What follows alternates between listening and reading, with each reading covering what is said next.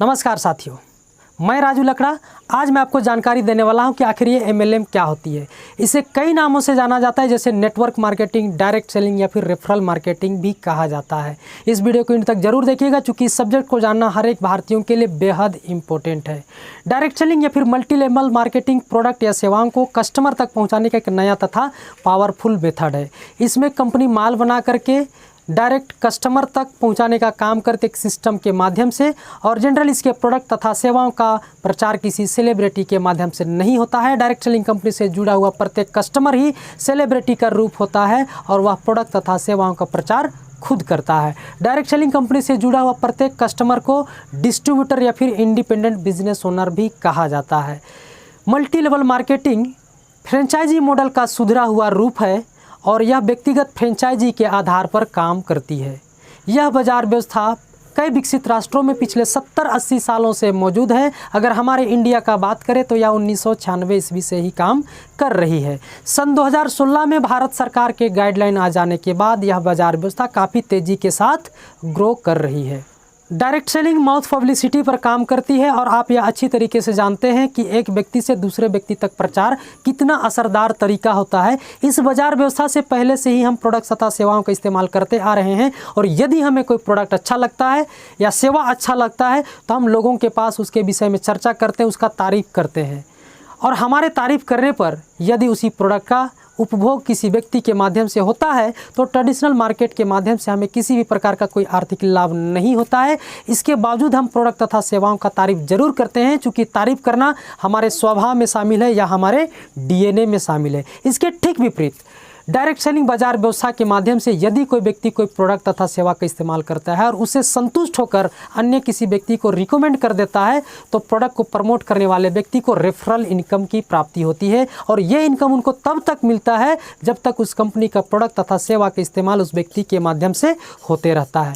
इसको हम ऐसे समझते हैं, मान लेते हैं कि डायरेक्ट सेलिंग कंपनी से जुड़ा हुआ A नाम का व्यक्ति ने किसी B नाम के व्यक्ति को प्रोडक्ट प्रमोट कर दिया। अब B ने C तथा D को प्रमोट कर दिया। अब यहाँ पे कंपनी का सेल बढ़ गया। अब इस सेल से A को तो आर्थिक लाभ मिलेगा ही मिलेगा, साथ ही साथ B को भी फायदा पहुंचेगा।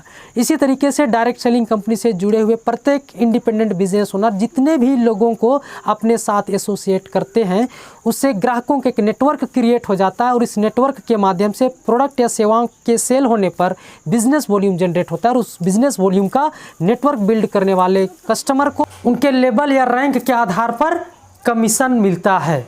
और प्रॉफिट को बांटने के लिए हर एक डायरेक्ट सेलिंग कंपनी का अपना एक मार्केटिंग प्लान होता है, जिससे बिजनेस प्लान भी कहा जाता है। मान लेते हैं कि आप किसी डायरेक्ट सेलिंग कंपनी से जुड़ गए और आपने अपने साथ 10 नए लोगों को एसोसिएट करा लिया। अब आपके साथ एसोसिएटेड 10 लोगों ने भी 10-10 नए लोगों को इस बिज़नेस का जानकारी देते हैं और उसे अपने टीम में शामिल कर लेते हैं।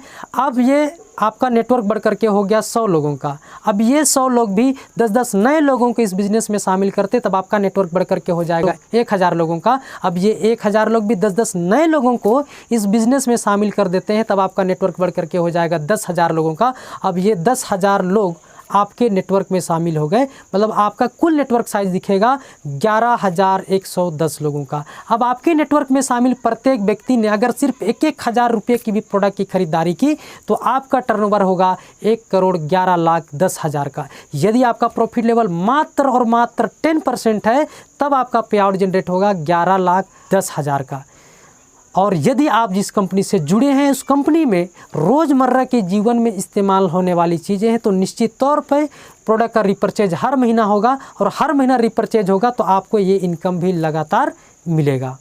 अब यहाँ पर मज़ेदार बात यह है कि आपके द्वारा बनाया गया लोगों का नेटवर्क जब तक इस धरती पर रहेगा और उससे जो भी बिज़नेस वॉल्यूम जनरेट होगा उसका इनकम आपको लगातार मिलेगा, ज़िंदगी के साथ भी और ज़िंदगी के बाद भी। ज़िंदगी के बाद भी का मतलब है कि आपके बाद यह बिज़नेस आपके नॉमिनी को ट्रांसफ़र हो जाता है, और मेरे हिसाब से नेटवर्क मार्केटिंग बिज़नेस की ये सबसे अच्छी बात है।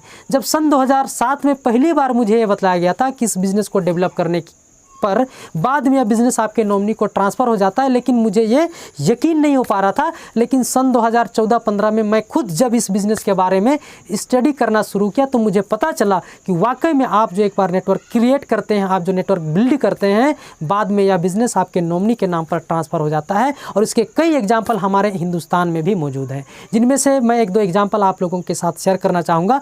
ओपी शर्मा जो कि राजस्थान गवर्नमेंट के अंदर में एक प्रशासनिक सेवा अधिकारी थे, उन्होंने सन 2000 ईस्वी में नेटवर्क मार्केटिंग बिजनेस को स्टार्ट किया था और सन 2013 में उनकी मृत्यु हो गई।